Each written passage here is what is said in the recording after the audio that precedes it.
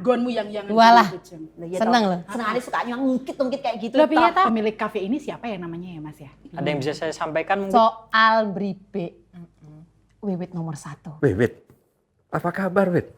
Emang dia itu siapa? Rani Listia Pitaloka dinobatkan sebagai Dewi Investasi 2020. Pokoknya aku nggak rela rumah warisan keluargaku itu dijual.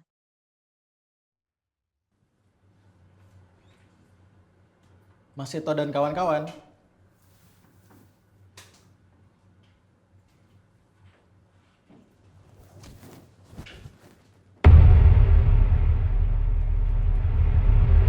Jadi seperti yang sudah saya jabarkan di email, konsep dasarnya di masa pandemik ini, orang-orang yang WFH dan WFO adalah segmen konsumen utama ide ekspansi bisnis yang kami usulkan.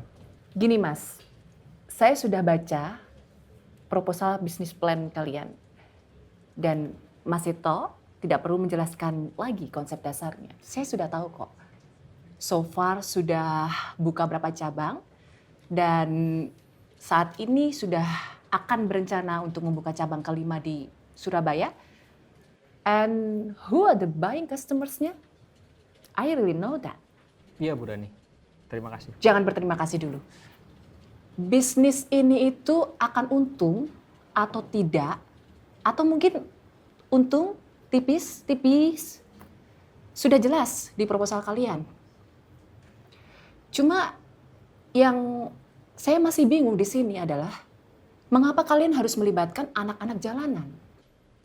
Filosofi yang kami gunakan adalah 3 in 1. Yang pertama, jelas, bisnis. Bagian itu masih belum terlalu jelas.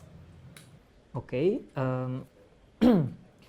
yang kedua dan ketiga, pemberdayaan komunitas dan pendidikan keterampilan bagi komunitas marginal. Konkretnya? Anak-anak jalanan, mereka selalu dicap, kadang dicap sebagai troublemaker.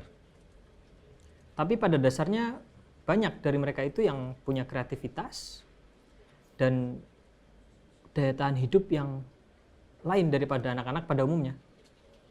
Bahkan beberapa itu cenderung relatif lebih tangguh. Mungkin memang arah tujuan hidup mereka yang kurang tepat. Tapi saya yakin kalau diarahkan, diperhatikan, dan di-coach dengan sistem ini, energi mereka bisa baik sekali untuk mendukung bisnis-bisnis turunan dari ide bisnis ini. Oke, lanjutkan. Dan mereka ini bisa terlibat di kafe kita. Guest service atau produksi, mereka bekerja untuk kita, mereka mendapatkan penghasilan, mendapatkan supervisi.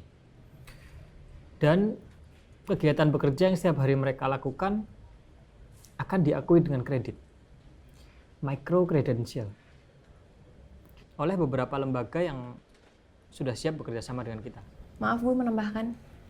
Ya, silakan. Jadi selama 2 atau 3 tahun mereka bekerja dan aktif dalam bisnis ini, meskipun mereka tidak bersekolah formal, aktivitas mereka diakui sebagai proses belajar yang disetarakan pendidikan formal. Bekerja, tapi diakui juga belajar. Istilahnya dual system Bu, ditambah sedikit training-training. Bisa disetarakan D1 bahkan D2 Bu. Idealis sih, bagus. Cuma menurut saya terlalu muluk gak sih? Maksud Ibu? Gini ya, you are talking about how changing the whole system. Dan yang saya maksud adalah sistem pendidikan ini. Dan tentunya masih ada satu aspek lagi nih, aspek anak-anak jalanan itu sendiri. Bagaimana kalian mengontrol anak-anak jalanan? Saya tidak berniat mengontrol mereka, Bu. Lalu bagaimana dengan lembaga pendidikan ataupun kursusnya? Dengan skema KKNI dan RPL Bu. Kalian yakin lembaga pendidikan akan sejalan dengan ide-ide kalian? Mas Seto sudah melakukan itu Bu setahun terakhir ini. Ya, jadi begini Bu. Kenapa kami yakin? Karena kami sudah melakukannya Jadi sejauh ini sudah ada 5 lembaga yang siap.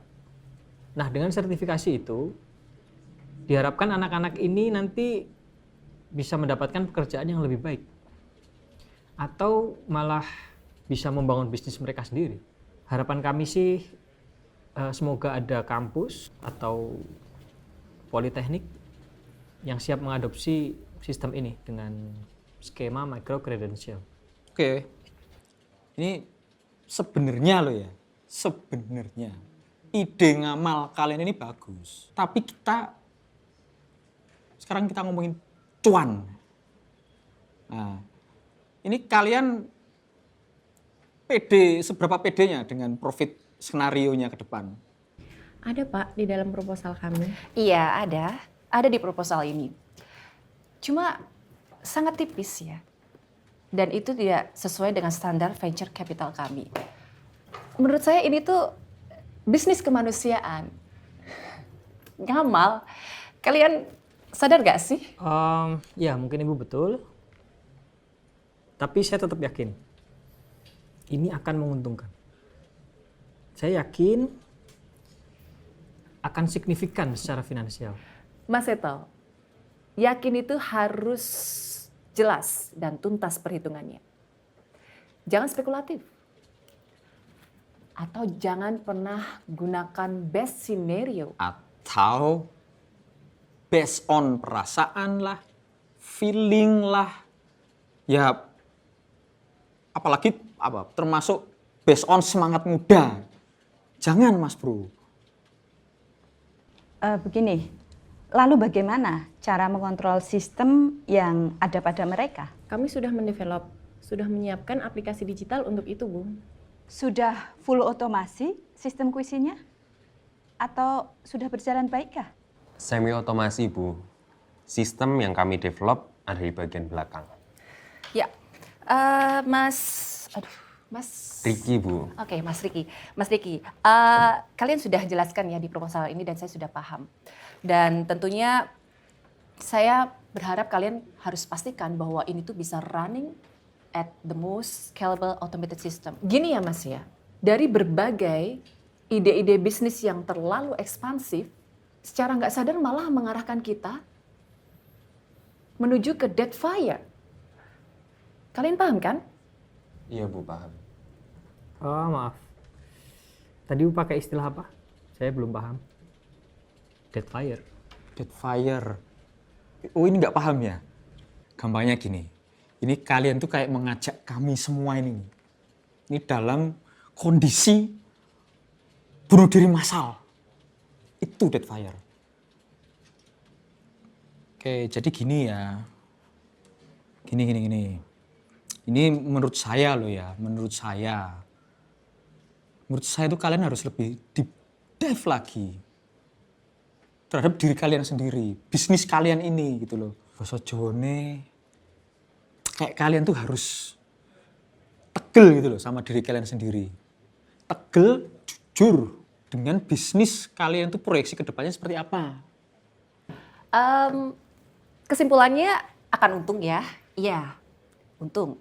Tapi tipis. Dan itu pun belum diketahui kepastiannya apakah itu bisa di-reinforce dengan teknologi. Since kalian akan mengoperasikan puluhan cabang. Cita-cita kami ratusan, Bu. Nah, itu dia. Malah ratusan. Tunggu deh. Kok bisa sampai ratusan? Agar bisa mengcover ribuan anak-anak tadi. Jos sih, Mas. Tapi gini, ini ya sekali lagi kalau saya ya, niat mulia itu bagus. Tapi nek itu tok, nah, itu nggak cukup Mas Bro. Iya Pak. Tambahan dikit Mas, sebelumnya siapa yang nyusun accountingnya ini? Saya, Bu. Mbak Jenny ya? Iya, betul, Bu. Di sini D4 akuntansi dan perpajakan. Iya. Menurut saya, basic approach untuk forecastingnya masih sangat terasa. Dan overconfident. Kami sudah mencoba, Bu, mendesain manajemen resiko di dalam proposal kami. Ya, Quite impressive sih. Lumayan lengkap di sini.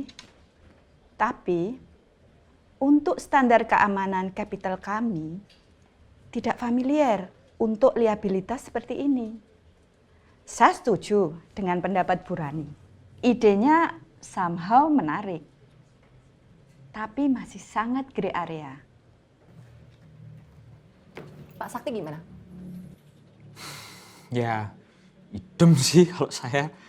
Yang pasti yang ingin saya sampaikan sudah disampaikan semua dari tim kita. Oke. Setelah mendengarkan masukan dari kami semua, dan menurut kami proposal ide bisnis kalian itu cukup bagus sih ya, menarik. Dan saya yakin secara pribadi bahwa lulusan S2 komputer seperti Mas Riki bisa diandalkan untuk teknologinya. Kalau boleh saya tanya jujur nih, kalian sudah propose berapa calon investor?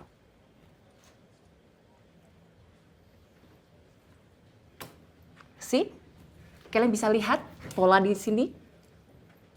Tidak berusaha untuk mempertimbangkan, mengubah proposal ini menjadi sesuatu yang lebih visible? Saya masih pede dengan proposal ini. Dan 7 kali gagal masih belum cukup.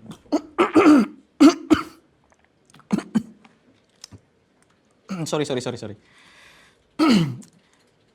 Pak, 7 kali? 7 kali gagal masih kurang cukup. Harus mau berapa kali? 10? 20? Oke, 20 saya akan nyerah. Dan ganti proposalnya. Seto, kamu sadar kan kita sedang ngomong puluhan miliar? Kalau kami maju dan gagal, that's it. Kalau kalian maju dan gagal. Sebentar, umur kalian berapa sih? 23. 22, Bu. 25. Nah, kalau kita maju dan gagal, kalian masih muda. Istilahnya bisa bail out, menunggu bukaan CPNS. Lain halnya dengan kami. Akhirnya kami harus bilang bahwa standar venture capital kami belum cocok untuk ide proposal bisnis kalian. Anyway, ya, proposal kalian bagus. Semoga ke depan kalian bisa dapetin investor yang kalian butuhkan, yang kalian cari, supaya sesuai dengan proposal kalian. Semoga sukses lah pokoknya. Ya Pak, terima kasih. Bu, terima kasih.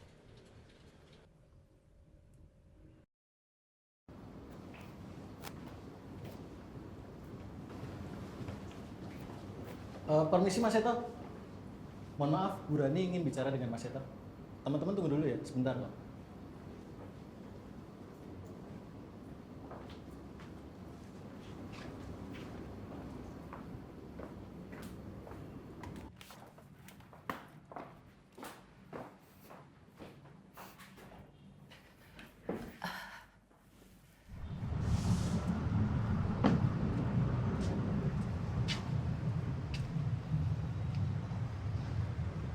Piye?